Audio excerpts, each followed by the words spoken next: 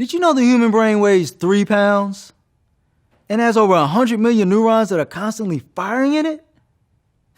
So recreating that on a computer should be pretty simple, right?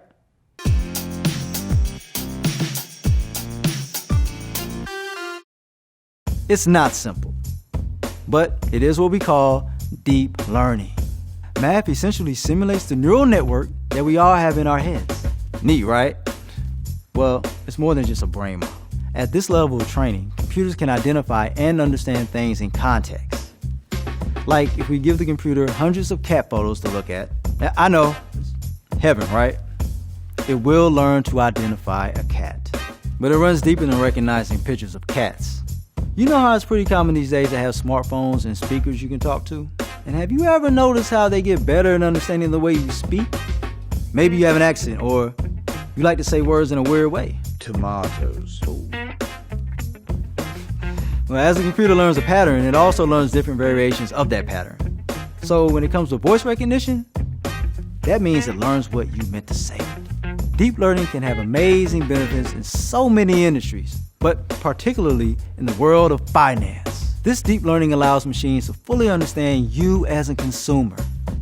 So as it monitors your transactions, it can quickly detect when something's off.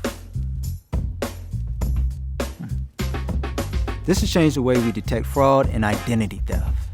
There is a laundry list of pros to deep learning, but it does have some cons. For one, it's really not that simple as looking at 3 examples of transactions. The computer needs tons upon tons of data, and even then you run the risk of overloading it and making its conclusions too narrow. Remember that cat thing? Too many photos of cats, I know. I didn't know that was possible either. But it can actually give the machine a very narrow view of cats. This is called overtraining. And when this happens, it's a lot harder to debug this model than some of the others we covered. But the beauty of deep learning is the computer can learn new concepts on top of what it's already learned.